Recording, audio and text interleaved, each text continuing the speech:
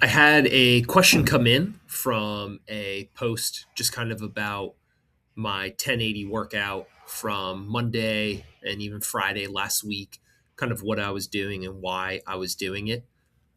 The first thing to always remember when you are looking at somebody else's workout or you are designing a workout is logistics. Logistics of the weight room. How big is it? What kind of equipment do they have? Who are they working with as an athlete population, right? Is this private sector once a week middle school athletes? Or in my setting and situation, is this deep off season college hockey players who have tons of time? So, this workout that I'm going to talk about today, incorporating the 1080, this took 2.5 hours. And I have all that time. If you don't have that time or this isn't your athlete population, it's just things that you have to take into consideration. My workout would look a lot different if I was training at another weight room facility that have here at Liberty. My workout would look different if I know I say I have just one, but if I had two 1080 sprints, or if I had five, or if I had a 1080 sprint and a 1080 cable, this workout will look different when I'm in a different cycle. Right now, I'm on a deload week with my kind of version of triphasic. So, all those things to keep in mind. Logistics are king whenever you're looking at or wondering what another coach's program is or why they're doing it. There's a lot that goes on behind the scenes and a lot of questions that kind of need to get answered as you look to learn from it and implement it into your program. Every single thing I'm going to talk about, I have stolen the idea from Chris Corfist. So please look him up on YouTube. Follow his school account, SKOLL, Chris Corfist, on Instagram and Twitter or X. Check him out, and you're going to learn a lot more than this couple-minute video. So, what are we doing? Why are we doing it? Now, this is something that my assistant and I, Allison Salahi, here at Liberty, she works with some of our hockey teams as well, using the 1080 Sprint 1 and Hawkins Dynamic Force plates. She's crushing it. This is something we kind of came up with together. So, let's look at this very first kind of use of the 1080. This is a warm up. So this is a deload week. Like I said, we're doing 3 sets of just warming up on safety bar split squat, some Captain Morgan drills that I stole from Chris, learning more about acceleration, falling forward, leaning forward from Dan Fichter. We're doing these kind of banded now. I really like the results and what I'm seeing there. But for the 1080, they're going to do 2 each leg, 1 meter kind of sprints, so to speak, at zero point 0.8 meters per second. So almost like an isokinetic kind of sprint or isokinetic push. It's 2, 3, maybe 4 steps with set 1, 20 kilograms, and then set 2, 25, and then set 3, 30 kilograms of resistance, where the max velocity they will be able to move is zero point 0.8 meters per second. So we're really, really focusing on the first step, the 0 step, the kind of first step once you've already taken off sort of thing. The results have been awesome in terms of you could see the fast people do it well and the slow people do it poorly. What does poor look like? You're all over the place. You can't drive through your big toe. What does poor look like? Not a lot of newtons of force displayed on the tablet. What does poor look like? You can't get your shins into good positions.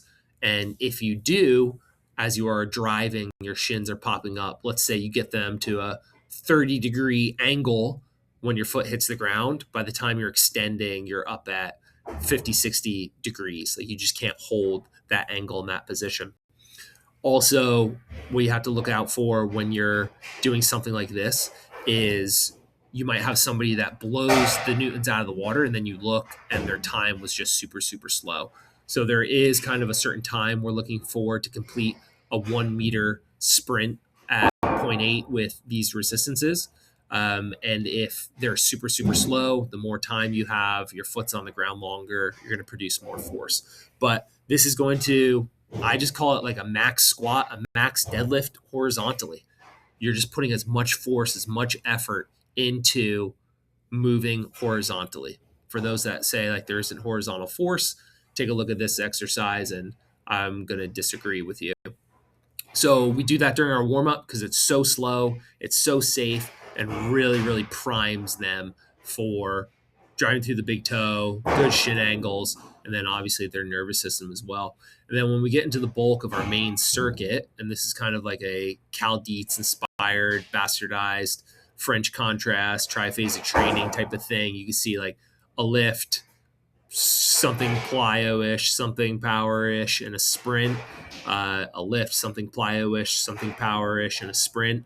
I know I use power and plyo in air quotes as I'm saying that, but the bulk of this workout is 4 sets of 3-meter sprints and then 4 sets of 10-meter sprints with the goal of trying to hit 6 meters per second as fast as possible. So our first 3 sets, sets 1 through 3, they're doing 4 reps to each leg with 15% body weight, 3-meter sprints. And why? Why 15% body weight? Why not more? Why not less? Again, logistics. Logistics are everything. So if we look at this right here, this is some of the cloud data for this particular athlete. You're going to see second gear and you're going to see first gear. So when we come back to our isokinetic run up here, you have to be in second gear on the sprint 1 to get to 20, 25, and 30 kilograms. All right. Well, then when I come down here, if I'm in second gear here, then I have to turn it into first gear to get them to run over speed. So why did I choose 15% body weight? It allows me for my athlete population to go 15 kilograms or less and keep it in gear 1. And as you can see, once we're done with our isokinetic sprints where we're trying to hit peak forces, we see this athlete had some really good force outputs there. A couple sets over 1,000 newtons. We love that. And as we start to come down here, you can see it's first gear, first gear, first gear, first gear. So again, logistics are king. Maybe I want to go heavier longer, but if I have 6, 7, 8 athletes I'm trying to run through, I don't have time to put it into second gear, take it out with the sprint 1. So again, logistics are king there. Why am I doing that? So I could get people through quicker, more effectively. That's really it. You could also say 50% body weights can be a little more power focused. So yeah, that's also a thought or a consideration there as well, making sure that I don't, have to just fiddle with the 1080 and I can get more sets and reps in. Why a 3-meter sprint? So they're not tired, right? Like, why am I only doing 3 meters? First couple strides are what we're looking to work on. And if I do 5, if I do 10, well, then when they come and do this set here, they're just going to be fatigued. So they could do 2 each leg, left leg forward or right leg forward, 4 reps for 3-meter sprints. It's only 12 meters of running. They could do that and then continue on. Let's just say this were 10, 15, 20-meter sprints for 4 reps. They're going to need a lot of rest in between. So athlete A belts up, sprints 3 meters, 1 leg forward, shuffles back, other leg forward, sprints 3 meters, shuffles back, other leg forward, sprint. And when you allow them the feedback I've had from the athletes, this setup is a lot better than do 1 and then move on, right? It allows them to try things out, to practice things, to feel things. And then set 4, we're going to do 3 kilograms for 5 meters, just so they could realize what they were doing, right? Put all this kind of work into practice and kind of feel it out. So logistics have determined this, being able to do more repetitions, 4 reps per set. And then when we come down to the overspeed, idea from Chris Korfis is just hit 6 meters per second as soon as you can. Get to 6 meters per second as fast as you can. And we're just kind of working through maybe 5.5 meters per second is a better indicator for women. Hey, if you get to 5.5 meters per second by this step, you are fast.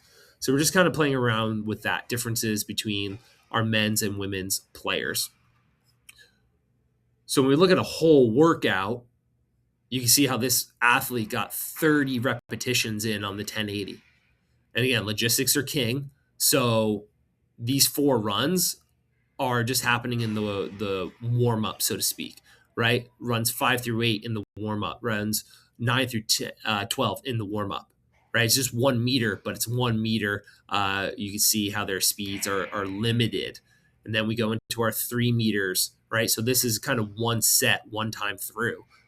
3 4 3 meter runs, and then an overspeed. 4 3 meter runs and an overspeed. Again, why 3 meters? Why are we doing it that way? Logistics. Logistics are king. We're running it that way so that we don't gas them out. It's pretty kind of simple there. And again, you can see the differences when we go from second gear to first gear.